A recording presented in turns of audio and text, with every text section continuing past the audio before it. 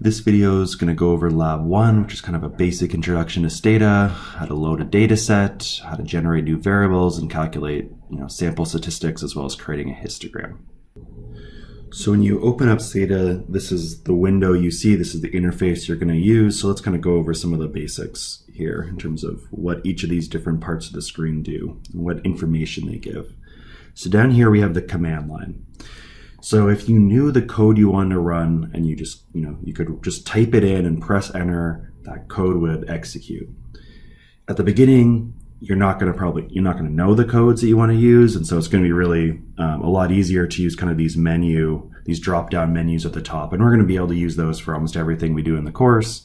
Eventually, you might get really used to the commands that we're doing, and so you might just type it into the command line. But either way, it's doing the exact same thing as long as you pick the right code. So on the left here, we have a review.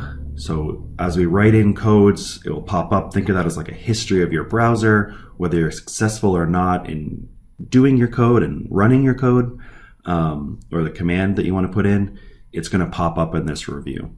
So it'll be red if it doesn't work and black if it works. And then you can kind of go back and see what you did. Or if you want to redo commands for whatever reason, you can do it that way. On the right-hand side here, we have variables. So once we load in a data set, this will give us a list of all of our variables and labels if they have it. So labels are just kind of describing what those variables, what they are. We have a variables window down here. Don't worry too much about it. It kind of just gives the format of the data and how it's stored and things like that. And then the kind of big window that we see in the middle here is kind of our results window. So once we put in commands that we'll see in a few minutes, once we put in commands, what's going to happen is that command will show up in the results screen, and then any results that need to be displayed from that command are going to show up in that big kind of window in the middle. So as a starting point, let's load a data set that's already in Stata format. So this is going to be the easiest way to load it. Again, if you knew the code, you could type in whatever the command is down at this command line. But, at the beginning, it's probably easier to use the drop-down menu. So let's just click File, Open, go to whatever directory this is in. Let's open up a data set called Assignment 2. This is actually the same data set for you guys for Assignment 1. We double click or click on it and press Open. And then we've loaded into Stata. So we see a few things that happen when we load it in. So the first thing that happens, we see in the results window, here's the code that we just ran. So this is telling us if we had just written this in the command line instead, the same thing would have happened. So the drop-down menu or the command line will work if you had put in this code. We see in the review window, we see that we issued this command. So if we wanted to do it again later, if we cleared all the data out and we want to reload it, we could just double click on that or click on it and then press enter. It would show up in our command line and we can run it. We see the variables in the data set. So we have a variable year, age squared. So this is about housing prices. So now that we have the data loaded, maybe you want to browse the data or edit what's in the data set. You don't usually want to do that by hand, but let's say we want to just look at the data. So there's kind of two different buttons you can do that. So on the right here is a browse one. On the left right here is going to be the edit one. So let's click on the browser. A new window comes up. And here's what the data set looks like. So you see that each column is a different variable. Each row is a different observation. It's just a cross-sectional data set. It's all from the same year, I think 1978. So this is what the data looks like. Sometimes if you do a command, you're not sure if it's doing what you think it's doing. Sometimes it's helpful to open up the data set and kind of look at this new variable you created or this variable you edited to make sure it's doing what you think it's doing. So this is a new window. So if we ever just want to get out of it, we can just X out and we're back at our kind of home screen for Stata. Next, let's go over how to create a new variable. So we want to change the data. And so let's click on this drop-down menu data. We see a bunch of different options here. We can describe the data. We can get to our data editor browser, which is kind of those buttons we clicked on before. we could create or change data, and so that's kind of what we want to do. So let's create a new variable. So it's going to create a new column in our data set. So we get a little menu like this, and we just have to fill it out, and then press OK or submit. OK will kind of get rid of the window and give the command. Submit will keep this little small generate window open while also submitting the command. So don't worry too much about the variable type for now. So let's create a new variable that's the price of the house divided by 2. So for instance, we need to think of a name. Let's just call it price underscore 2. It's not the greatest name, but if you're going to create a log of price variable, for instance, you might call it L price. You might call it log underscore price or LN price, or something that you know what it means when you look at it on the right-hand side variables kind of window there. And so what we want this variable to be, we want to specify the value or expression for it. And so we know we have the price of the house in the data set, and we want to divide it by 2. So what that's going to do is it's going to go for every single observation for this column of prices. It's going to go down, divide each of those observations, that price for each observation, by 2, and create a new variable equal to that value. So let's see if it works. So we pressed OK, that got rid of the window. If we press submit, that generate window would have stayed there. And so a lot of the commands that we used at the beginning are kind of going to be using this drop-down menu and then filling out these smaller windows with the information needed. And so we see a couple things happen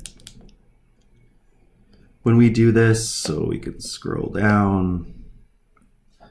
Let's take a quick screenshot. Okay, so again, we could have written this code into the command line down here and accomplished the exact same thing. So the code itself is actually generate price underscore 2 equals price divided by 2. We see that this command came up on our review window, and it also is a new variable down here in our variables window. If you wanted to take a look at it, let's just close this screenshot. We can go to our data set like we did before, scroll all the way over to the right. Here's this new variable we created. All it is the price divided by 2. So this price variable over here, dividing it by 2. So the first one is 60,000 is the housing price, so we should get 30,000 for price divided by 2. So it looks like the code's doing what we expect. Sometimes you might just want to check it like that. Next, let's go how to give the command to get some summary statistics, so like the mean, the standard deviation, the variance, the min, the max, that kind of thing of a particular variable or a few variables. And so when we want to do that, we want to calculate some statistics. They're going to be summary statistics, so it'll be this first option here, and again the first option here, and let's click summary statistics. So this is where we're going. Click on that. Eventually this new summarize window opens just like the generate window. We need to fill this out and then press OK or submit. Okay, so again, here we're just listing the variables that we're interested in getting the summary statistics for. I think if we leave it blank, what we're going to do is get them for this huge list of variables in our data sets. We probably don't want to do that. It could just be complicated. So let's put in a few variables we might want to look at. So the price, the number of rooms, let's say the baths. Let's think of those 3 variables we want to get the summary statistics for. So here we can just pick a standard display, which would give us kind of a limited amount. I think it's the number of observations, the min, the max, the standard deviation, and the mean. We can also choose to display additional statistics, which kind of gives us the percentiles. So maybe let's click on that and we'll see what it looks like. Finally, we see these tabs here, which we can say only do this for if the price of the house is above 30,000 or something like that. So you can put conditional statements in that kind of tab there. But let's say we don't want to do that yet. All right, so I'm going to press OK. We're going to get the summary statistics, and we're going to display additional statistics there.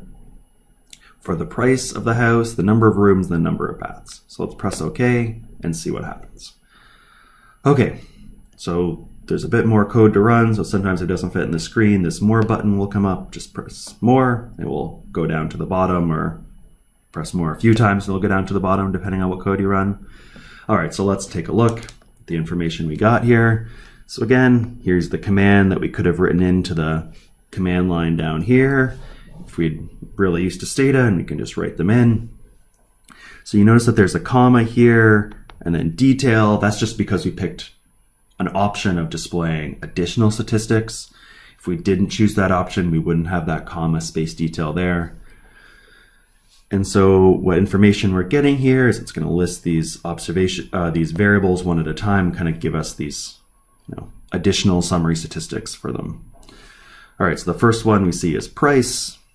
We see that we have 321 observations. It gives us the mean. So the average housing price is $96,166. Sorry, and 66 cents. Gives us the standard deviation and the variance. Gives us the skewness and the kurtosis, which you learned about in class in terms of whether it's symmetrical in terms of skewness or how thick the tails are in terms of kurtosis. Gives us the percentile. It also gives us the 4 smallest observations. The smallest one is 26,000. It's the cheapest house in this data set, where the largest one is 300,000. Just click out of this. And it gives us the same information for all those different variables we listed. So that's why we didn't want to include all of them. We would have got this huge list of all these variables, and we'd have to scroll through everything.